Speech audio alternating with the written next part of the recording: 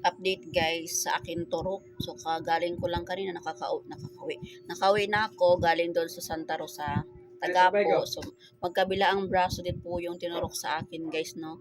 Kada turok magkabila ang braso, pero hindi naman ako nakaramdam ng ngalay ko kaya kaya lang mag-drive guys.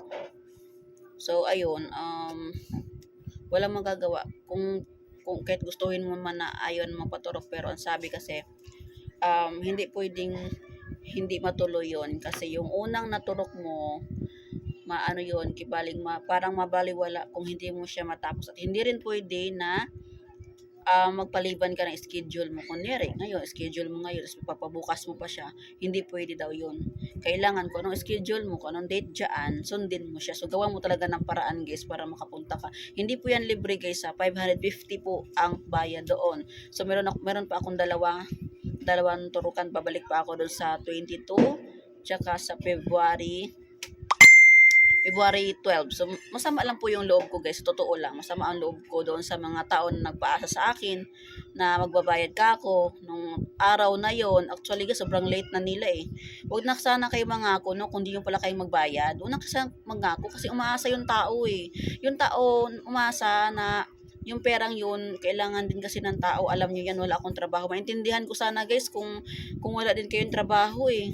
Pero may trabaho kayo, may sinasahod kayo, may income kayo. Samantalang kami, ako, mister ko, wala kami sinasahod.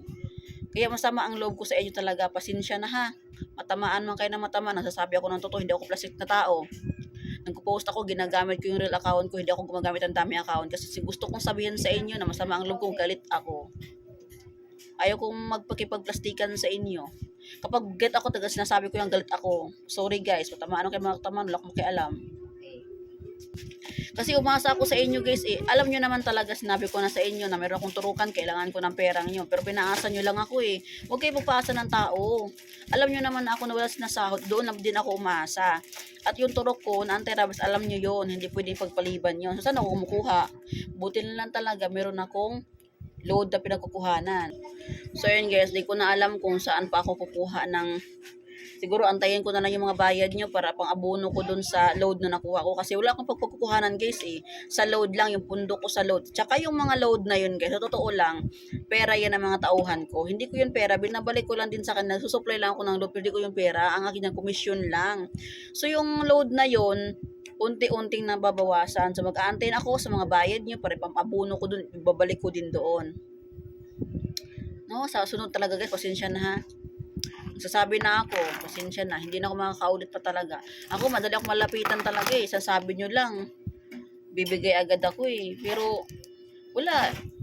Abuso na kayo masyado sa amin eh, sa akin eh, lalo na sa akin. Alam nyo yan, may agreement tayo. Meron tayo pinag-usapan. Alam nyo din yan, nagbibigay ako ng penalty. Kayo na nga po nagsabi na maluwag ako sa inyo. Pero, puro naman kay alibay. Huwag naman kayong ganon. Kasi yung tao umaasa din. Siyempre, kaya nga pinasok ko yung ganitong klase negosyo kasi gusto kong paikutin yung perang kunting naipon ko eh.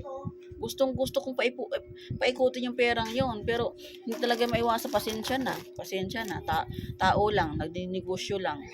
Kung ayaw niya makatanggap ng ganitong sa akin na sinasabi, mag-on time, magbigay kayo. Kasi hindi naman ako mayaman, hindi ako mapera eh. Sinasabing mapera ako, hindi ako mapera guys. Yung pera ko pinapaikot ko lang. Isipin nyo, taong bahay lang ako, pero isang lapit nyo lang, bibigay ako sa inyo. Pagkatapos, ganyan kayo, puro lang kayo alibay. Hindi ko na problema na wala kayong pambayad. Dapat malayo pa lang, alam nyo na, kailan due date nyo, maglaan na kayo. Meron naman sinasahod eh. Diba? Every month po yung siningil ko sa inyo, every month po yun. Ilang beses ba magbayad o magsahod sa isang buwan? Diba 2 beses? 15 days to 30 days, 15 days at saka 30 days, 15 to 20, meron ba iba 10 to 25, merong ganong sahuran. So ayun, di ako makapag-concentrate ngayon guys, no, kasi maraming bumibili. So may gagawin pa ako na waffle cake guys, na marami akong orders. Thankful talaga doon sa mga tao nag-order ngayon. At may may pambalik ako doon sa nagastos ko ngayon. Isipin nyo, 550 din yun ha. Maintindihan ko naman sana guys kung wala kayong sinasahod. Pero meron kayong sinasahod eh. 2 beses kayo magsahod sa isang buwan. So, paglaanan nyo naman. Hindi naman umabot ng 1,000 yung bigayan nyo sa akin eh. Totoo lang, hindi na nga lahat yan sa 2 araw. Isang araw nyo lang sahod yan. Tapos isang buwan ko inaantay yan sa inyo. Hindi kayo mapagbigay. Puro kayo alibay. Grabe naman kayo. Tapos ako pa yung sabihin grabe. Masakit akong salita guys. Pasensya na. Okay na yun ako. Sana maintindihin nyo ang side ko.